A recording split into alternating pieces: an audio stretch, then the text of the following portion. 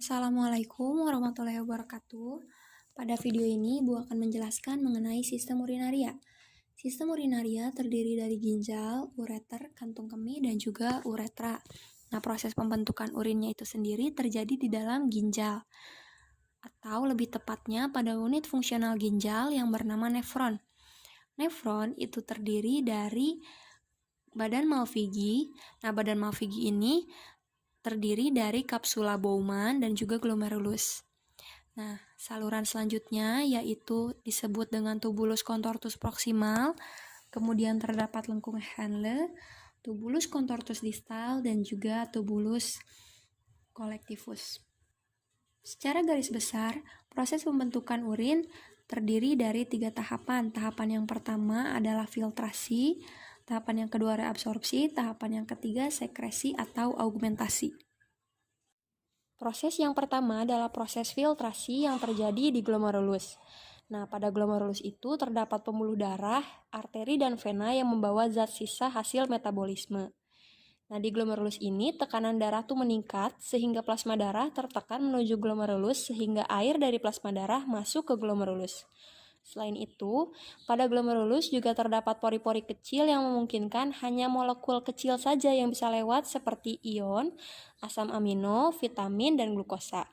Nah, pori-pori yang kecil ini berfungsi agar molekul besar seperti eritrosit dan sel darah lainnya itu tidak bisa lewat. Maka bila terdapat darah dalam urin bisa dipastikan terdapat kerusakan pada glomerulus. Jadi hanya zat sisa yang berukuran kecil saja yang bisa masuk ke sistem urinaria. Proses selanjutnya yaitu reabsorpsi atau penyerapan kembali pada tubulus contortus proximal.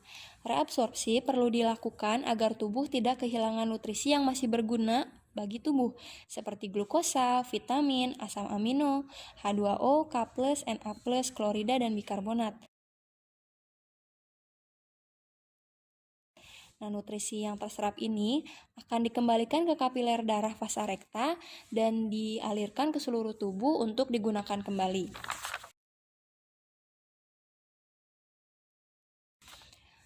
Kemudian, urin akan masuk ke lengkung Henle. Lengkung Henle itu terdiri dari 2 bagian, yaitu lengkung Henle yang menurun dan naik. Pada lengkung Henle menurun, terjadi reabsorpsi H2O, sedangkan pada lengkung Henle naik, terjadi reabsorpsi NaCl melalui proses osmosis.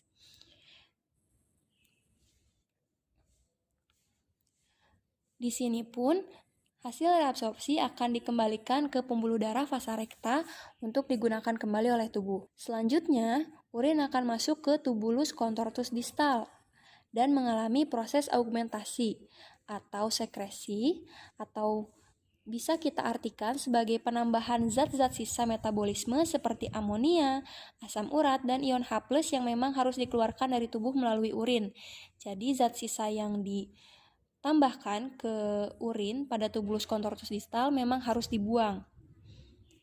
Nah, di bagian akhir nefron yaitu tubulus collectivus terdapat proses reabsorpsi lagi yang dikendalikan oleh hormon HDH. Nah, di sini hanya terjadi proses reabsorpsi air karena ADH itu merangsang tubulus collectivus untuk mereabsorpsi air ketika tubuh kita kekurangan air atau ketika tubuh kita dehidrasi. Itulah mengapa bila kita kurang minum, apabila kita minumnya sedikit, urin yang kita keluarkan menjadi lebih pekat karena terjadi reabsorpsi di tubulus collectivus. Dari tubulus collectivus, urin akan menuju pelvis ginjal, kemudian menuju ureter, dan kemudian ditampung di kantung kemih.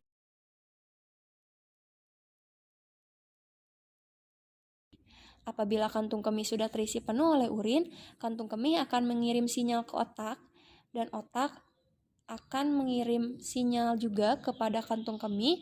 Apabila kita sudah siap untuk buang air, maka kantung kemih itu akan melepaskan urin menuju uretra dan urin pun dikeluarkan dari tubuh. Begitulah proses pembentukan urin. Untuk melatih pemahaman kalian, silahkan kerjakan soal-soal berikut dan jawabannya di-upload di Google Classroom. Terima kasih.